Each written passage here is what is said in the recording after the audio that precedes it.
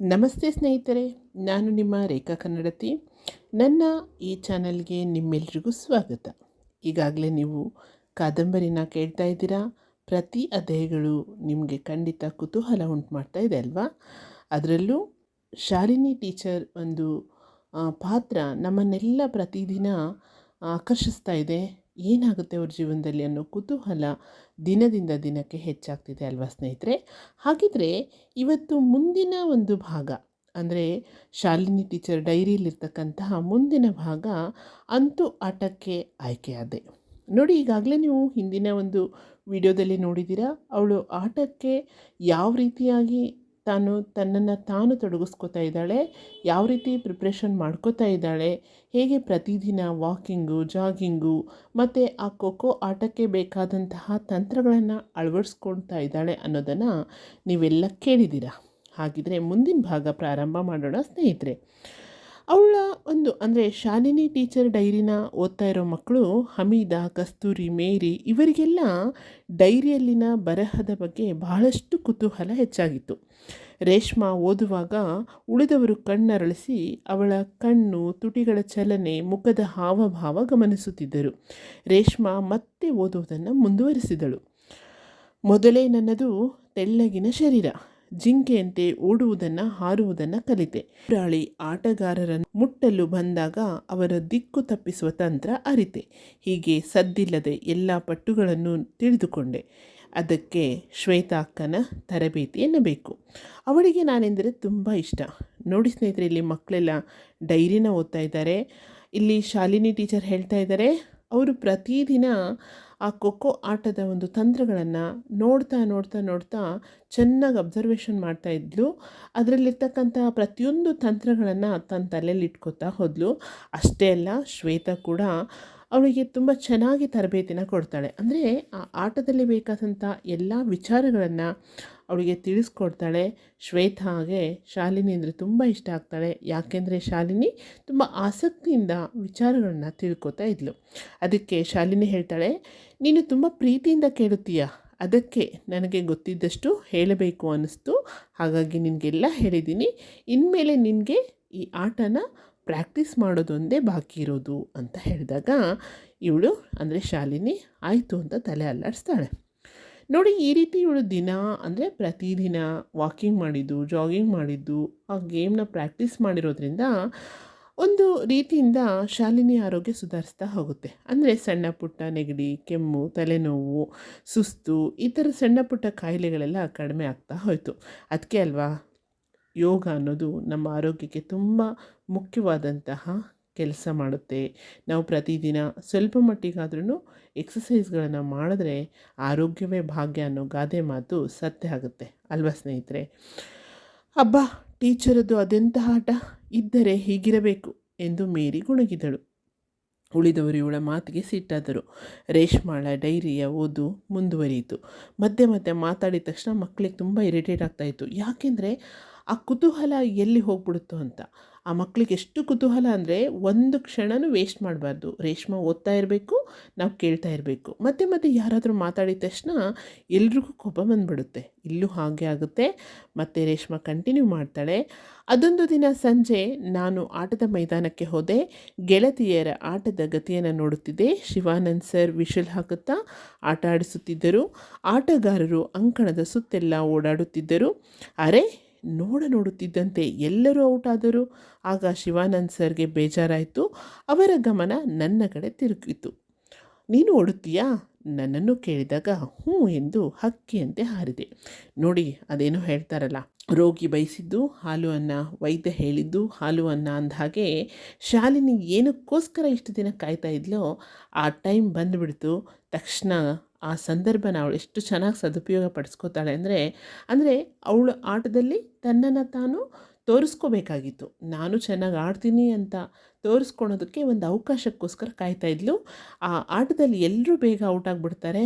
ತಕ್ಷಣ ಸರ್ ಗಮನ ಇವಳ ಕಡೆ ತಿರುಗುತ್ತೆ. ನೀನು ಆಡ್ತೀಯ ಅಂತ ಕೇಳಿದ ತಕ್ಷಣ ಹೇಗೆ ಅಂದರೆ ಹಕ್ಕಿಯಂತೆ ಹಾರಾಡಿಕೊಂಡು ಅಲ್ಲಿ ಹೋಗಿ ಜಾಯ್ನ್ ಆಗ್ತಾಳೆ. ಆಟಗಾರರ ಮಧ್ಯೆ ನಿಂತುಕೊಂಡೆ. ಶ್ವೇತಾ ಅಕ್ಕ ಹೇಳಿದ್ದನ್ನು ನೆನಪಿಸಿಕೊಂಡೆ. ಈರವ್ವ ನನ್ನನ್ನು ಮುಟ್ಟಲು ಬಂದಳು. ವೇಗವಾಗಿ ಆಟಗಾರರ ಮಧ್ಯೆ ಓಡಿ ಪಕ್ಕದ ಅಂಕಣಕ್ಕೆ ಬಂದೆ. ಅವಳು ಬಸಕ್ಕನಿಗೆ ಕೊಟ್ಟಳು. ಬಸಕ್ಕ ನಿಧಾನವಾಗಿ ನನ್ನನ್ನೇ ದಿಟ್ಟಿಸುತ್ತಾ ಎದ್ದು ನೇರವಾಗಿ ಓಡುತ್ತಾ ನನ್ನನ್ನು ಮುಟ್ಟಲು ಬಂದಳು. ನಾನು ಆಚೆ ಈಚೆ ಹೊರಳಾಡಿ ಅವಳ ದಿಕ್ಕು ತಪ್ಪಿಸಿದೆ. ಆದರೂ ಅವಳು ಓಡಿ ಬಂದು ನನ್ನ ಮುಟ್ಟಿದಾಗ ಶಿವಾನಂದ್ ಸರ್ ಲಾಂಗ್ ವಿಷಲ್ ಊದುತ್ತಾ ಅವಳಿಗೆ ಔಟ್ ಅಲ್ಲವೆಂದು ಸನ್ನೆ ಮಾಡಿದಾಗ ಅವಳು ತಿರುಗಿ ಆಟಗಾರರತ್ತ ಓಡಿ ವನಿತಾಗೆ ಕೊಟ್ಟಳು. ನೋಡಿ ಹೇಗೆ ಅಂದರೆ ಶಾಲಿನಿ ಯಾವ ರೀತಿ ಚೆನ್ನಾಗಿ ಪ್ರಾಕ್ಟೀಸ್ ಮಾಡ್ಕೊಂಡಿದ್ದಾಳೆ. ಶ್ವೇತಕ್ಕನಿಂದ ಎಷ್ಟು ಚೆನ್ನಾಗಿ ಅವಳು ಮಾಹಿತಿನ ಪಡ್ಕೊಂಡಿದ್ಲು, ಅವುಗಳನ್ನೆಲ್ಲ ಇಲ್ಲಿ ಅಳವಡಿಸ್ಕೋತಾ ಇದ್ದಾಳೆ.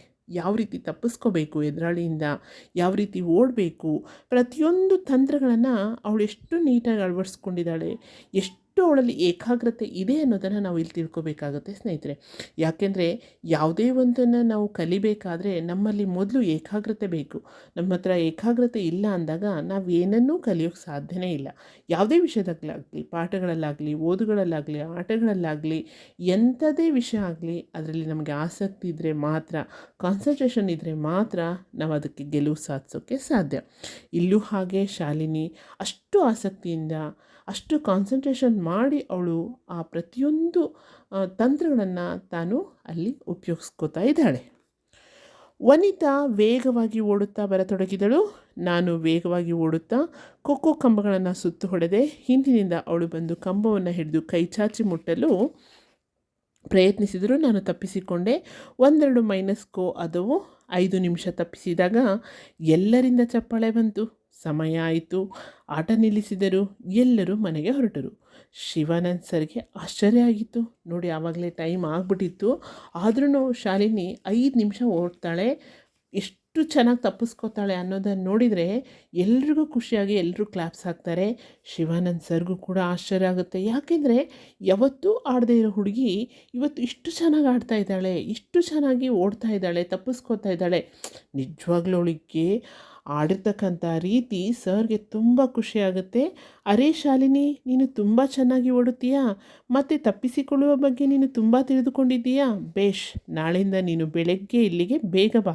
ಇದೇ ಮೈದಾನದಲ್ಲಿ ಓಟದ ರೂಢಿ ಮಾಡಿಕೊಂಡು ಆಟ ಆಡುವೆಯಂತೆ ಎಂದಾಗ ನನಗೆ ಬಹಳ ಆನಂದವಾಯಿತು. ನೋಡಿ, ಅವಳ ಆಟ ನೋಡಿಬಿಟ್ಟು ಸರ್ಗೆ ತುಂಬ ಖುಷಿಯಾಯಿತು.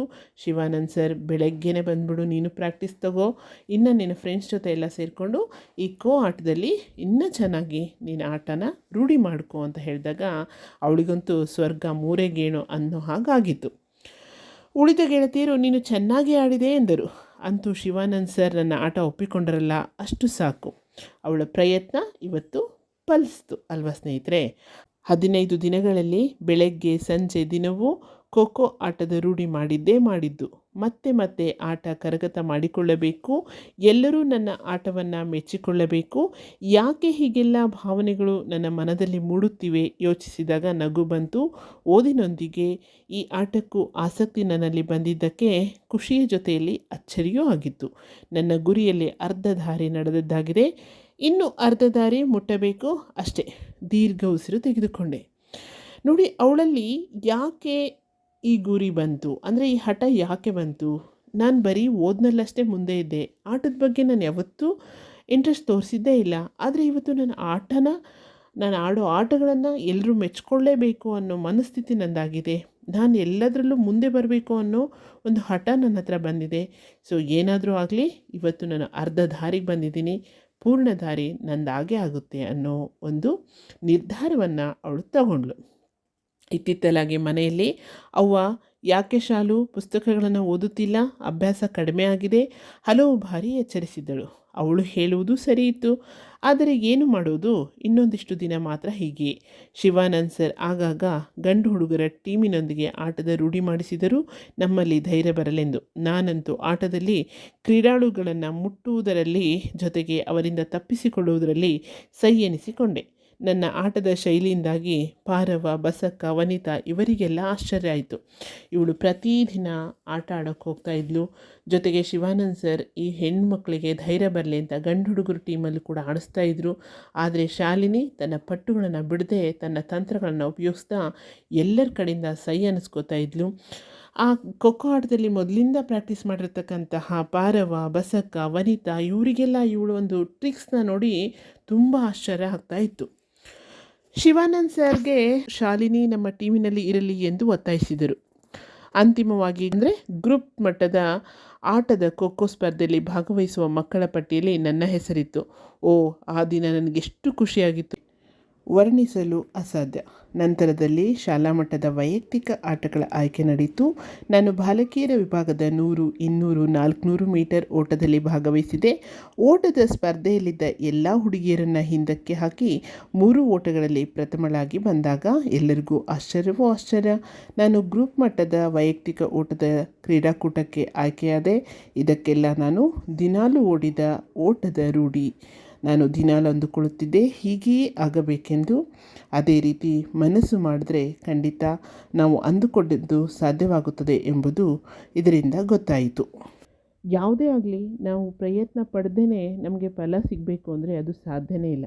ಇಲ್ಲಿ ನಾವು ಶಾಲಿನಿಯಿಂದ ತಿಳ್ಕೊಬೇಕಾಗಿದ್ದು ಏನು ಅಂದರೆ ಅವಳಲ್ಲಿರ್ತಕ್ಕಂಥ ಪ್ರಯತ್ನ ಮತ್ತು ಹಠ, ಛಲ ಮತ್ತು ಮಾಡಲೇಬೇಕು ಅನ್ನೋ ಒಂದು ಮನಸ್ಥಿತಿ. ನೋಡಿ, ಅವಳು ಪ್ರತಿದಿನ ಬೆಳಗ್ಗೆ ಬೇಗ ಎಳದೇ ಇರ್ತಕ್ಕಂಥ ಹುಡುಗಿ ಬೇಗ ಎದ್ದು ಜಾಗಿಂಗ್ ಮಾಡಿ, ವಾಕಿಂಗ್ ಮಾಡಿ ಆ ಆಟಗಳ ತಂತ್ರಗಳನ್ನು ರೂಢಿಸ್ಕೊಂಡಿದ್ದು ಅವಳು ಬರೀ ಖೋ ಅಷ್ಟೇ ಅಲ್ಲ, ಓಟದ ಸ್ಪರ್ಧೆಯಲ್ಲೂ ಕೂಡ ಸೆಲೆಕ್ಟ್ ಆಗ್ತಾಳೆ. ಮುಂದೆ ಅವಳು ಯಾವ ರೀತಿ ತನ್ನ ಒಂದು ಗುರಿಯನ್ನು ತಲುಪ್ತಾಳೆ ಅನ್ನೋದನ್ನು ನಾವು ಮುಂದೆ ನೋಡಬೇಕಾಗುತ್ತೆ. ಆದರೆ ಅವಳ ಮನಸ್ಥಿತಿ ಅಂದರೆ ಅವಳು ಗೆಲ್ಲೇಬೇಕು ಅನ್ನೋ ಹಠ ಇವತ್ತು ಅವಳು ಎಲ್ಲ ಹಂತದಲ್ಲೂ ಗೆಲುವನ್ನು ಸಾಧಿಸಿದ್ಲು ಗೇಮ್ಸಲ್ಲಿ. ಅದಕ್ಕೆ ಹೇಳೋದು, ನಾವು ಕೂಡ ನಮ್ಮ ಮಕ್ಕಳಿಗೆ ಸದಾ ಒಂದು ರೀತಿಯಿಂದ ಪ್ರೇರಣೆ ಕೊಡ್ತಾ ಇರಬೇಕು. ಅವ್ರನ್ನ ನಾವು ಪಾಸಿಟಿವ್ ಆಗಿ ತಗೊಂಡು ಹೋಗ್ತಾ ಇರಬೇಕು. ನಿನ್ನ ಕೈಯಿಂದ ಏನು ಮಾಡೋಕ್ಕಾಗಲ್ಲ ಅಂತ ನಾವೇ ಹೇಳಿಬಿಟ್ರೆ ಮಕ್ಕಳಲ್ಲಿ ಡಲ್ ಆಗಿಬಿಡ್ತಾರೆ.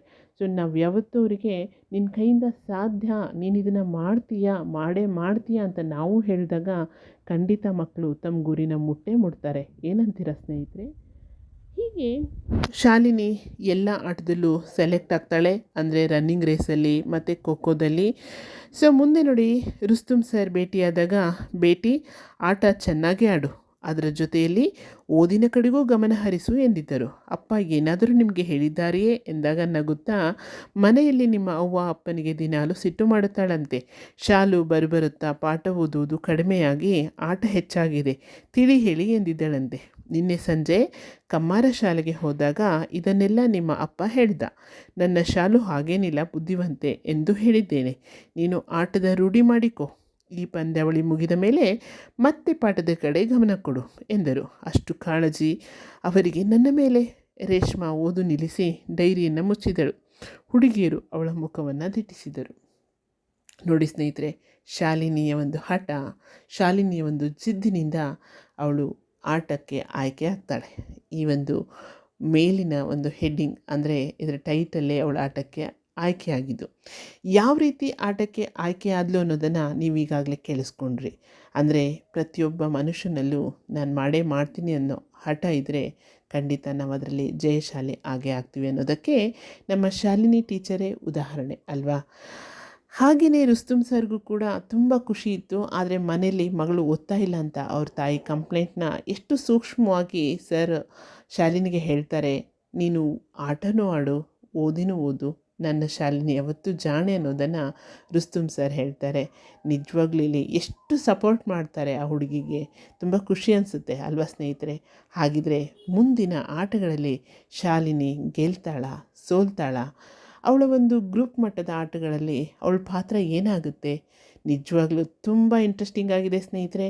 ನೀವೆಲ್ಲ ರೆಡಿಯಾಗಿರಿ ಮುಂದಿನ ವಿಡಿಯೋ ಕೇಳೋದಕ್ಕಾಗಿ. ಹಾಗಿದ್ರೆ ಮುಂದಿನ ವಿಡಿಯೋದಲ್ಲಿ ಸಿಗ್ತೀನಿ. ಧನ್ಯವಾದಗಳು.